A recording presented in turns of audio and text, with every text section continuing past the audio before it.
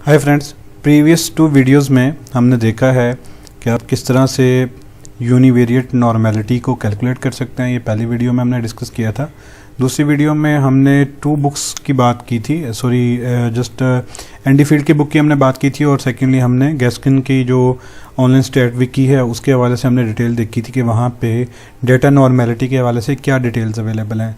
Third, हमने जो book है हमारे पास वो है advanced and multivariate statistical methods, practical application and interpretation, Craig की जो बुक है। इसमें हम देखते हैं कि इन्होंने क्या डिटेल्स जो हैं पेज 32 पे दी हैं। तो ये नॉर्मेलिटी के हवाले से इन्होंने भी यहाँ पे डिटेल्स जो हैं वो बताई हैं, और यहाँ पे ये बताते हैं कि when a distribution is normal the value for skewness and kurtosis are both equal to 0।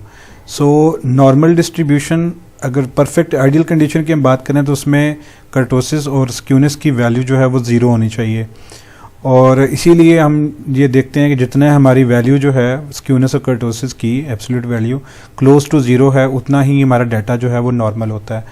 और इन्होंने साथ नेक्स्ट ये भी लिखा हुआ है कि डिफरेंट जब शेप्स होती हैं, लाइक कर्टोसिस जो है पॉजिटिव इंडिकेशन जो है उनको हम it's too peaked with long thin tails, उसको लेप्टोकर्टिक कहते हैं। प्लेटिकर्टिक जो प्लेट की शेप होती है, बिल्कुल फ्लैट शेप होती है, उसको प्लेटिकर्टिक कहते हैं।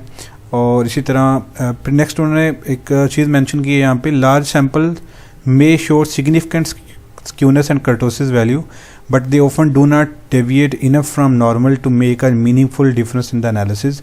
ये टबैकनिक एंड फिडल का उन्होंने दिया हुआ रेफरेंस जो है। और another specific statistical test used to assess univariate normality is Kolmogorov-Smirnov statistics जो है उसकी उन्होंने बात की हुई है, और ये हमने चेक भी कर ली है। Normality on each of the variables separately is a necessary but not sufficient condition for multivariate normality to hold। ये स्टीवंस का जो है रेफरेंस दिया हुआ है। और नेक्स्ट इन्होंने बताया हुआ है कि इन केस अगर आपका डाटा नॉर्मल नहीं आता तो आप डाटा ट्रांसफॉर्मेशन कर सकते हैं, और इसके लिए इन्होंने ये डिफरेंट जो है ट्रांसफॉर्मेशन के फार्मूलाज जो हैं वो बताए हैं कि अगर आपका मॉडरेट पॉजिटिव स्क्यू है तो उसके लिए आप स्क्वायर रूट यूज़ कर लें, सब्सटेंशियल पॉजिटिव स्क्यू है लॉगरिथम आप यूज़ कर लें। तो ये डिफरेंट उन्होंने ऑप्शंस जो हैं इस बुक में बताए हुए हैं। नेक्स्ट जो हमारे पास बुक है वो टबैकनिक एंड फिडल की है, और इसमें जो पेज नंबर है 112 है। तो हम 112 पेज नंबर पे देखते हैं कि यहाँ पे क्या इन्फॉर्मेशन अवेलेबल है। सो इन्होंने मेंशन किया हुआ है, the assumption of multivariate normality is not readily tested because it is impractical to test an infinite number of linear combination of variables for normality. Those tests that are available are overly sensitive. So वैसे भी SPSS में ऐसा कोई test available नहीं है, तो इसके अलावा कुछ टेस्ट अवेलेबल हैं। डी कॉलो वगैरह ने कुछ तरीका बताया है, लेकिन यह है कि इनके अकॉर्डिंग जो है टबैकनिक एंड फिडल के वो टेस्ट जो है काफ़ी ज़्यादा सेंसिटिव हैं। और नेक्स्ट ये बताते हैं कि the central limit theorem reassures us that with sufficiently large sample sizes sampling distribution of means are normally distributed regardless of the distribution of the variables. और नेक्स्ट इन्होंने नॉर्मेलिटी के हवाले से ये शेप्स बताई हुई हैं, और यहाँ पे इन्होंने कुछ कट ऑफ वैल्यूज़ मेंशन की हैं। In a large sample the impact of departure from zero kurtosis also diminishes. For example underestimate of variance associated with positive kurtosis disappear with sample of 100 or more cases. With negative kurtosis underestimation of variance disappear with sample of 200 or more जो है, और उसके लिए उन्होंने reference दिया कि अगर आपका 200 से ज़्यादा का डाटा सेट हो जाता है तो उसमें प्रॉब्लम नहीं रहती है। सो ये इन्होंने डिटेल्स जो हैं इसकी फ्राहम की हैं। नेक्स्ट हमारे पास जो बुक है वो है मल्टीवेरिएट डाटा एनालिसिस। अगर आपके पास 7th एडिशन है तो आप पेज नंबर 76 देख सकते हैं। अगर आपके पास 8th एडिशन है, और मेरे पास 8th एडिशन है, तो उसमें हमारे पास 94 पेज पे इन्होंने नॉर्मेलिटी की डिटेल्स बताई हैं। सो इन्होंने नॉर्मेलिटी को काफ़ी डिटेल में डिस्कस किया है, क्या उसके इम्पेक्ट हो सकते हैं, यूनिवेरिएट वर्सेस मल्टीवेरिएट नॉर्मेलिटी क्या है वो भी बताई है, impacts due to shape of the distribution क्या है, और impact due to the sample size है। टेस्ट ऑफ नॉर्मेलिटी में उन्होंने भी 2 ही प्रोफेसर हेयर ने की जो ये बुक है उसमें ग्राफिकल एनालिसिस उन्होंने बताए हैं, वो हमने भी डिस्कस किए थे।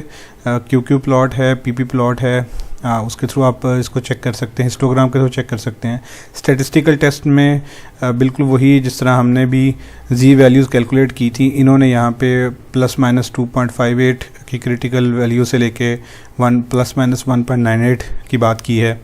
और उन्होंने यहाँ पे ये भी बताया the two most common are Shapiro Wilk test and modification of Kolmogorov Smirnov test, each calculate the level of significance for the difference from normal distribution. The researcher should always remember that test of significance are less useful in small sample and quite sensitive in large samples. So Andy Field ने भी यही mention किया है कि large samples के अंदर ये test जो हैं काफ़ी सेंसिटिव होते हैं, तो इनको बड़ा केयर के साथ आप जो है वो यूज़ करें।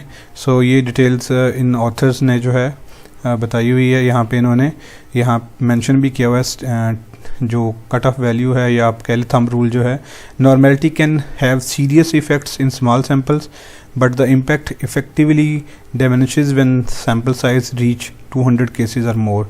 सो अगर आपके पास 350 का, 400 का या इससे अबव का डाटा है, तो आप ये रेफरेंस जो है वो यूज़ कर सकते हैं प्रोफेसर हेयर का, जिन्होंने मेंशन किया कि जो नॉर्मेलिटी है वो प्रॉब्लम नहीं रहती जब आपके पास सैम्पल साइज़ जो है वो बड़ा होता है। और नेक्स्ट हमारे पास जो है वो स्टीवंस की बुक है, और उसमें हम चेक कर लेते हैं। उन्होंने पेज नंबर मेंशन किया हुआ है 226 के ऊपर नॉर्मेलिटी के बारे में। ये पेजेस की डिटेल जो है इस वीडियो के लिंक के साथ मैं शेयर कर दूंगा, वहाँ से आप जो है ये बुक्स अगर आपके पास हैं तो आप इनको डाउनलोड करके चेक कर सकते हैं।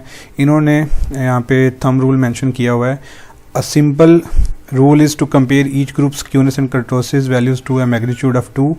सो जो रेफरेंस है कि आपके पास स्क्यूनेस और कर्टोसिस की जो 2 की वैल्यू है, ये यहाँ पे इन्होंने उसका रेफरेंस दिया है, तो ये आप स्टीवंस का रेफरेंस दे सकते हैं अगर आपने ±2 के अगेंस्ट जो है वो कंपेयर किया। और इन्होंने ये रेफरेंस दिया हुआ है कि किस तरह से आप 2 के साथ जो है मल्टीप्लाई करके भी चेक कर सकते हैं स्टैंडर्ड एरर की वैल्यू को जो है। जैसे कि अगर आप स्टैट्स विकी पे देखें तो उन्होंने 3 के साथ कहा हुआ है, लेकिन यहाँ पे स्टीवंस का रेफरेंस आप दे सकते हैं, इन्होंने 2 के साथ कहा है।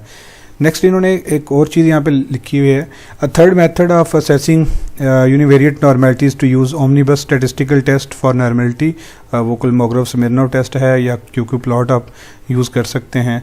मल्टीवेरिएट नॉर्मेलिटी के अंदर इन्होंने मेंशन किया है बड़ा क्लियर यहाँ पे, मैंने आपको फर्स्ट वीडियो में भी बताया था। ये कुछ टेस्ट हैं, मार्डियाज का 1970 का टेस्ट है मल्टीवेरिएट नॉर्मेलिटी के लिए, स्मॉल्स का टेस्ट है, हेंजे-ज़िरक्लर का टेस्ट है, और इसके अलावा लोने, ये सभी जो हैं टेस्ट अवेलेबल हैं मल्टीवेरिएट नॉर्मेलिटी। और डी कार्लो का टेस्ट 1997 का है, इसका इन्होंने रेफरेंस भी यहाँ पे दिया हुआ है। इसके बारे में वैसे उन्होंने मेंशन किया हुआ है as of this edition of the text, ये 2017 का एडिशन है, 16 का सॉरी।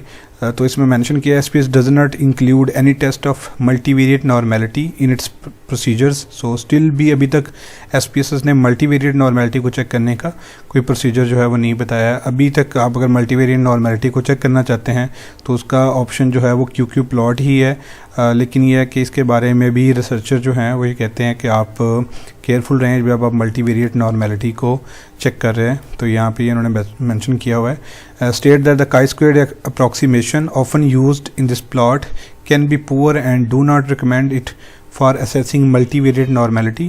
ये रेंचर का रेफरेंस है जिन्होंने अल्टरनेटिव ऑप्शंस की बात की है।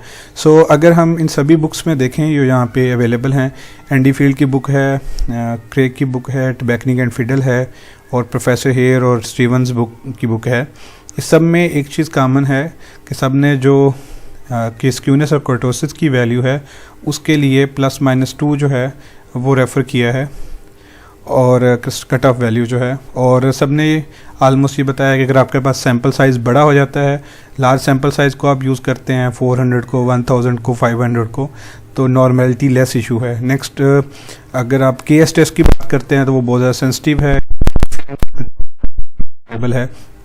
कि उसको आप यूज़ करते हुए एहतियात करें, और थोड़ा सा डेटा नॉन नॉर्मल होगा तो उसको वो बड़ा सेंसिटिव टेस्ट है, उसको वो ज़्यादा सिग्निफिकेंट वे में शो करेगा। सो ये सारी डिटेल्स ही नॉर्मेलिटी के हवाले से बुक्स के अंदर से आप रेफरेंस जो है वो ले सकते हैं, ये सारे पेजेस मैंने मेंशन कर दिए हैं। Thank you.